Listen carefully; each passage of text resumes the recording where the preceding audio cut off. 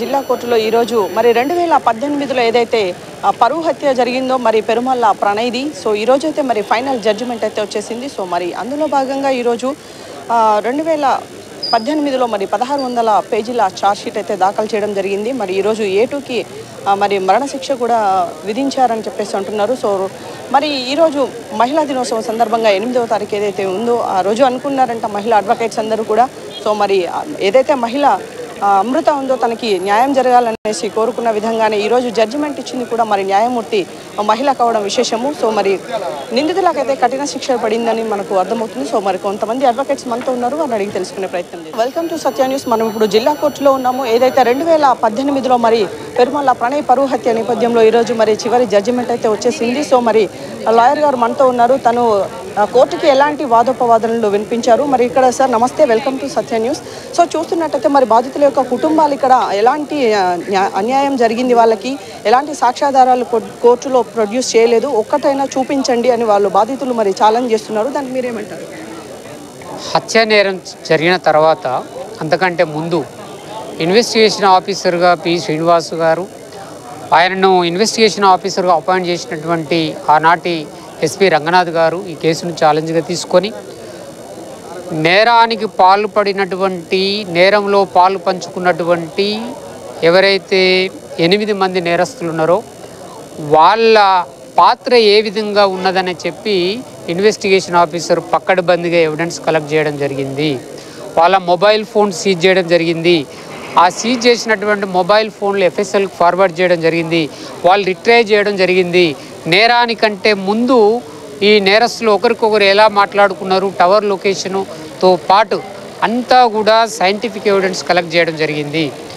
నేరస్తుడు ఎవరైతే మొదటి ముద్దాయి ఉన్నారో ఆ ముద్దాయి మారుతిరావుకు ఎవరెవరు ఎట్లా సహకరించారు, కొంతమంది ప్రాపర్టీ అమ్మి వచ్చిన డబ్బులు పోగేసుకొని నేరానికి సహకరించే విధంగా ప్లాట్లు అమ్మడం కానీ, డాక్యుమెంట్ ఎగ్జిక్యూట్ చేయడం కానీ, ఆ తర్వాత అమృతను హింసించడంలో కానీ, అమృత సాక్ష్యంలో ఉన్నది తను ఏ రకంగా ఎవరెవరు హింసించారనేది ఓరల్ ఎవిడెన్స్ ఉంది, డాక్యుమెంటరీ ఎవిడెన్స్ ఉంది, అట్లాగే టెక్నికల్ ఎవిడెన్స్ ఉంది.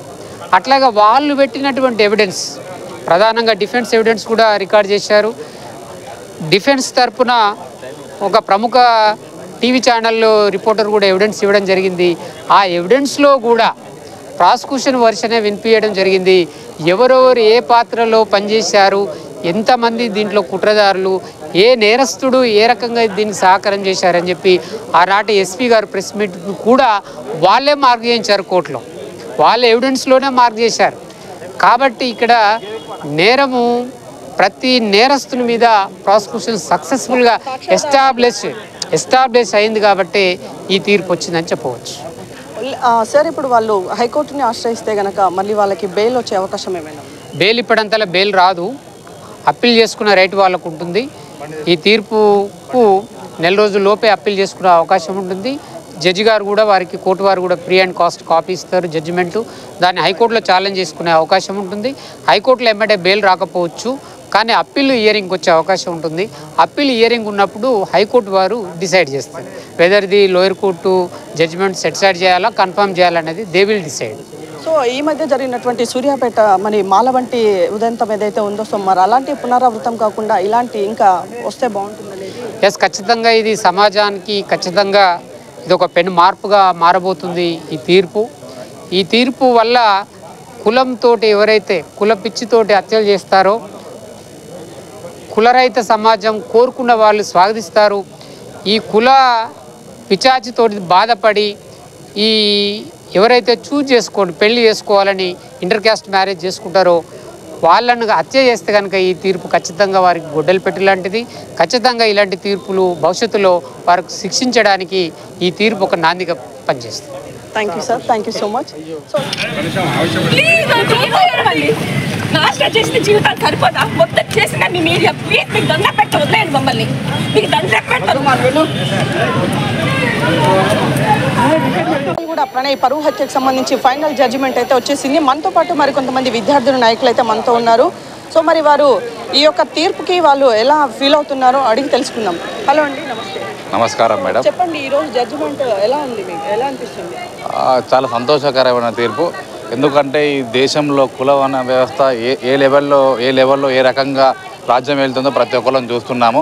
అంటే ఒక ఏజ్కి వచ్చి ప్రేమించి పెళ్లి చేసుకున్న తర్వాత ఈ కులహత్యలు లాంటివి చేసుకుంటూ, అంటే పిల్లల ఇష్టాలను గౌరవించకుండా కులహత్యలు చేసుకుంటూ, వాళ్ళని కిడ్నాపులు చేసుకుంటూ నడి రోడ్డు మీద కిరాయంతో కత్తులు పెట్టి పెద్ద కత్తులతో నరికించి చంపుతున్న ఈ రోజులలో బాబాసాహెబ్ ఆ మహనీయులు బాబాసాహెబ్ లాంటి లేక ఏదైతే కలగన్నారో ఆ కుల నిర్మూలన పోరాటం జరగకుండా ఇట్లా కులాంతర వివాహాలకు అడ్డుపడుతూ కులాంతర వివాహాలు చేసుకోకుండా పెద్ద అగ్రవర్ణాలు అంటే కింది స్థాయి వాళ్ళు మనం చూసుకుంటే గత ఒక 3-4 సంవత్సరాలు నేను చూసుకుంటే కింది స్థాయి వర్గాల నుంచే హత్య గురి కాబడుతున్నారు.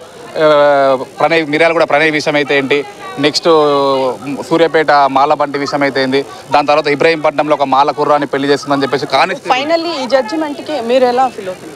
అంటే ఫైనల్ జడ్జిమెంట్ కంటే కూల గజ్జితో విర్రవీగిపోయే వాళ్ళకి ఈ జడ్జిమెంట్ అనేది ఒక ఉదాహరణ కావాలి. ఇంకోసారి దేశంలో అయినా సరే ఎక్కడైనా సరే కుల హత్యలు జరగాలంటే కుల హత్యలు చేయాలంటే ఈ జడ్జిమెంట్ అనేది ఒక తీర్పుగా తీసుకొని వాళ్ళు ఈ జడ్జిమెంట్ని అనుకూలంగా భయపడి ఇంకోసారి కుల హత్యలు చేయాలంటే భయపడేటట్టు ఉండాలి. Okay, right. చూస్తున్నాం కదా, మరి ఈరోజు చాలా సంచలనమైన తీర్పు అయితే వెలువడింది. సో మరి ముఖ్యంగా ఎలాంటి వాదనలు మరి జరిగాయో ఒకసారి మనం అడ్వకేట్ గారిని అడిగి తెలుసుకునే ప్రయత్నం చేద్దాం. సార్ నమస్తే, వెల్కమ్ టు సత్య న్యూస్. నమస్తే అండి. చెప్పండి, ఈరోజు అసలు ఎలాంటి వాదోపవాదనలు మీరు కోర్టుకి ప్రొడ్యూస్ చేశారు? నా పేరు బోల్లా వెంకట్ అండి, అడ్వకేట్ నల్గొండ. అయితే ఈరోజు SC/ST కోర్టు ద్వారా మరి ఈ మిర్యాలగూడలో జరిగిన హత్యకు సంబంధించి ప్రణయ్ అమృత విషయంలో మరి పరువు హత్యకు సంబంధించి ఈరోజు ఫైనల్ జడ్జిమెంట్ ఉన్నది. దాంట్లో భాగంగా ఈరోజు న్యాయమూర్తి గారు మరి వాళ్ళందరికీ కూడా అవకాశం కల్పిస్తూ మరి మీరు ఫైనల్గా ఏమైనా కోర్టుకు చెప్పుకుని తెలుసుకున్నది ఉందని చెప్పేసి ముద్దాయిలను అడిగినప్పుడు మరి A1గా ఉన్న మారుతిరావు చనిపోవడం జరిగింది. A2గా ఉన్న వ్యక్తి మళ్ళీ వాళ్ళ కుటుంబ సమస్య కానీ A3, A4, A5, A6, A7, A8 వరకు ప్రతి ఒక్కరు కూడా వారికి ఆరోగ్య సమస్యలు వారి కుటుంబ సమస్యలు చెప్పుకోవడం జరిగింది. దాని తర్వాత మరి న్యాయమూర్తి గారు అన్ని విధాలుగా పరిశీలించి మరి చట్టాన్ని అమలు పరుస్తూ మరి గొప్ప తీర్పు ఇవ్వడం జరిగింది. A2గా ఉన్న వ్యక్తి మరి ఈ కార్యక్రమంలో ప్రధానంగా ఉన్నాడు కాబట్టి ప్రత్యక్షంగా ఉన్నాడు కాబట్టి వారికి మరి ఉరిశిక్ష విధించడం జరిగింది. A3, A4, A5, A6, A7, A8 వరకు ప్రతి ఒక్కరు కూడా మరి లైఫ్ ఇవ్వడం జరిగింది. మరి ప్రతి ఒక్కరు కూడా ఫైన్ కూడా విధించడం జరిగింది. ఈ కేసుకు సంబంధించి మరి పూర్తిగా చట్టం ముందు ప్రతి ఒక్కరూ సమానమే, చట్టం ముందు ఎవరు ఏ పని చేసినా కూడా శిక్షకు అర్హులే అనే విధంగా ఈ తీర్పు ఇవ్వడం జరిగింది. ఈరోజు నల్గొండలో ఇచ్చిన తీర్పు మరి చారిత్రాత్మకము, గొప్ప విషయంగా భావించవచ్చు. ఎందుకంటే చట్టం ఎవరు కూడా మరి చట్టం పరిధిలో పనిచేయాల్సిన ఉన్నప్పటికీ మరి సొంతంగా వాళ్ళు కొన్ని విధాలుగా అసాంఘిక కార్యక్రమాలు చేయడము, హత్యలు చేయడము, నేరాలు చేయడం అనేది కూడా జరుగుతూ ఉంది. కాబట్టి ఈరోజు ఇచ్చిన తీర్పు వలన మరి కొంతవరకు మార్పు వస్తుందనే సమాజంలో భావించవచ్చు. Okay sir, thank you so much. Satya news. మనం ఇప్పుడు ఏదైతే 2018లో మరి పెరుమల్ల ప్రణయ్ పరువు హత్య నేపథ్యంలో ఈరోజు మరి 2025 ఈరోజు నల్గొండ డిస్ట్రిక్ట్ కోర్టులో మరి ఫైనల్ జడ్జిమెంట్ అయితే వచ్చేసింది. మరి మనతో పాటు మిర్యాలగూడ DSP గారు ఉన్నారు. సో వారిని అడిగి కేసు విషయాలను అడిగి తెలుసుకుందాం. మరి నిందితులకు ఎలాంటి శిక్ష ఖరారు చేశారో అడిగి తెలుసుకుందాం. సార్ నమస్తే, welcome to Satya news. So ఏదైతే ఈరోజు A2 మిగతా 7 మెంబర్స్కి ఎలాంటి శిక్షలు ఖరారు చేయాలి? ఇప్పుడు ఈ జరిగినటువంటి 2018లో జరిగినటువంటి ప్రణయ్ మర్డర్ కేసుకి సంబంధించి అప్పటి ఆఫీసర్స్ చాలా అద్భుతమైనటువంటి ఇన్వెస్టిగేషన్ చేసి ఛార్జ్షీట్ వేసినారండి. ఈరోజు దానికి సంబంధించి జడ్జిమెంట్ రావడం జరిగింది గౌరవ SC/ST నల్గొండ కోర్టులో. దీంట్లో A2 సుభాష్ కుమార్ శర్మకి death punishment, A3 to A7, A8 వరకు ఈ 6గురికి లైఫ్ ఇంప్రిజన్మెంట్ ఇవ్వడం జరిగిందండి. It's a welcoming judgment. It will become a landmark. 2 సమయాల్లో నేరం చేసి తప్పించుకుందాం అనుకునే వాళ్ళకి ఇది ఒక అద్భుతమైన లెసన్గా మేము భావిస్తున్నామండి. Thank you. సార్, నిందితులు ఏదైతే ఉన్నారో ఇంతకుముందు మరి బెయిల్కి ప్రయత్నం చేసి వాళ్ళు చివరిసారి ఈరోజు వాళ్ళకి ఏమైనా మళ్ళీ బెయిల్కి వెళ్ళే అవకాశం లేకుండా చేశారు. సో ఇదైతే ఒక హర్షించదగ్గ విషయమే అయినప్పటికీ సో మరి నిందితులకి ఈ శిక్ష ఎప్పటి వరకు అమలు? So that is the description of the court అండి. శిక్ష అనేది ఇమీడియట్గా ఇంప్లిమెంట్ చేస్తారు. వాళ్ళకి అప్పీల్ వెళ్ళటానికి దాని గురించి కోర్టు డిస్క్రిప్షన్, అది అందరికీ అవకాశం ఉంది దాంట్లో. అయితే దీంట్లో మాత్రము గతంలో వాళ్ళు చాలా బెయిల్ ప్రయత్నం చేసినారు. దాంట్లో ఈ సుభాష్ కుమార్ శర్మ ఒక ఫేక్ షూరిటీ ప్రొడ్యూస్ చేయడం, అతని మీద ఇంకో కేసు చేయడం కూడా జరిగింది. సో మేము దేనికైనా ఈ శిక్ష పూర్తి స్థాయిలో అమలుపరచడానికి అన్ని విధాలు కూడా మా యంత్రంగా నిందితులు ఏదైతే ఉన్నారో హెల్త్ ఇష్యూస్ అండ్ ఏదో ఒక కోర్టుకి సబ్మిట్ చేసి వాళ్ళు నెక్స్ట్ హైకోర్టుకి కానీ వెళ్ళే ఛాన్సెస్ ఏమైనా? అది వాళ్ళ సబ్మిషన్ అండి. They made A submission to the court. వాళ్ళకు ఉన్నటువంటి పర్సనల్ ప్రాబ్లమ్స్ అది కోర్టు డిస్కషన్, కోర్టు వాళ్ళు చూసుకుంటారండి. థ్యాంక్ యూ అండి. Thank you so much sir. చూస్తున్నాం కదా మరి ఈరోజు జరిగినటువంటి జడ్జిమెంట్ అయితే సంచలనాత్మకంగా ఉంది. సో మరి మరోసారి పరువు హత్యలు ఈ నేపథ్యంలో పునరావృతం అయితే కావని మనం ఎక్స్పెక్ట్ చేయొచ్చు. జైల్లో ఉన్నారు ఇప్పుడు. ఏం తప్పు చేయకుండా తప్పు కూడా చేయలేదు, ఇంత కూడా చేయలేదు. ఇప్పుడు